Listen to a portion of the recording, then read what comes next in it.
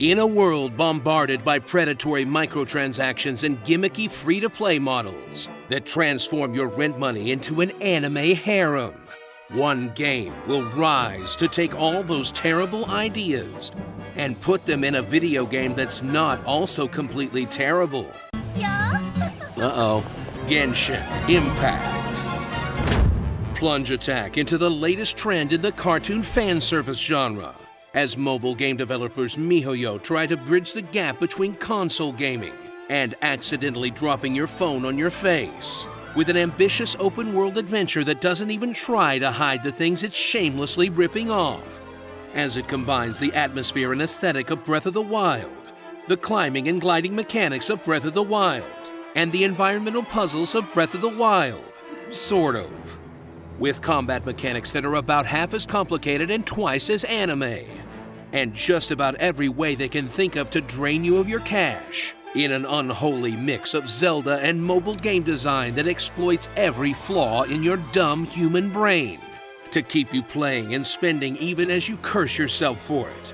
Imagine if when your weapons broke in Breath of the Wild, you had to grind for half an hour to fix them or pay $5. Yeah, that's pretty much this game. Slide on the wings of the Traveler, some sort of angel twin who was booted out of heaven, I guess, and condemned to explore a lush green world filled with fantasy and whimsy in search of their sibling, alongside a party of knights, wizards, chefs, and probably the most obnoxious flying companion since Navi. Wait! You sure? Myself, a crash no sign, cook it up, dinner time. As you fight to foil the dark machinations of the Abyssal Mage, by tearing through the countryside looking for anything you can loot or destroy, solving simple environmental puzzles for chests full of treats, doing MMO-esque quests and exploring extremely tiny dungeons, and absolutely clowning on every monster in your way, as you begin to realize that the heart of this game is a Banjo-Kazooie style collectathon, and once you've run out of story quests and places to explore, all you'll have left is a soul-searing grind to complete milestones that will nonetheless make you feel happy and good about yourself because video games have destroyed your mind. Hey, at least all this content justifies the 400 pulls I bought. I'm a danger to myself and others.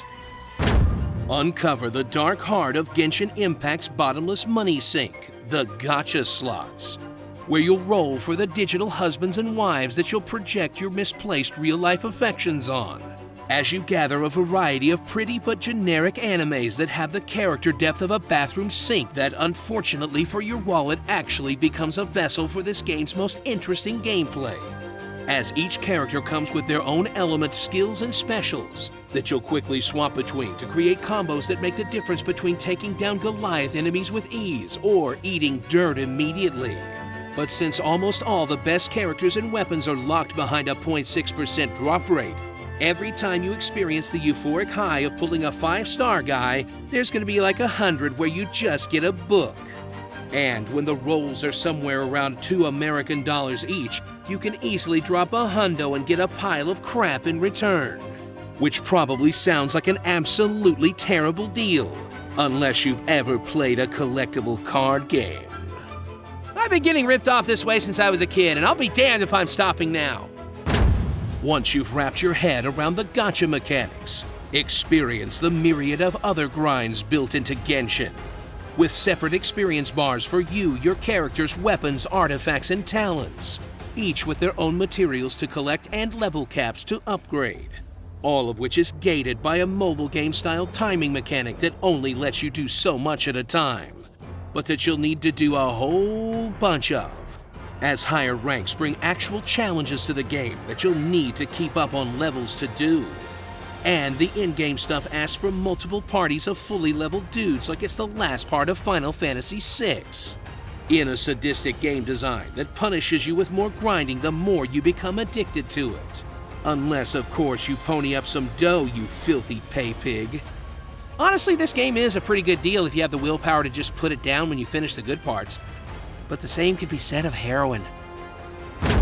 So strap on that glider and get ready to soar to new, barely non-copyright infringing heights in a game that blurs the established line between console and mobile, and whose overnight popularity might cause a whole new wave of gacha monetized pseudo AAA titles to sweep the industry.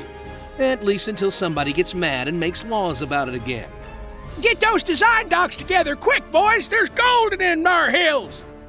Starring Zelda, Link, not Kizuna Ai, MILF Gonagle, Yaoi on Ice, Sword Art Online, D-Look My Balls, Starbucks, Typical Twin Tails, Lolly Legion, Busty One-chans, The Unloved, Megumens, So Many Shotas, and Calorie Mate. For the last time, Paimon is not emergency food! Breasts of the waifu, Genshin Simpact. Did you know that Paimon was actually one of the kings of Genistan? The most obedient subject of Lucifer and ruler of 200 legions of demons to sow destruction upon the realms. So what I'm trying to say is... they'll probably rip off Final Fantasy and make her the real final boss.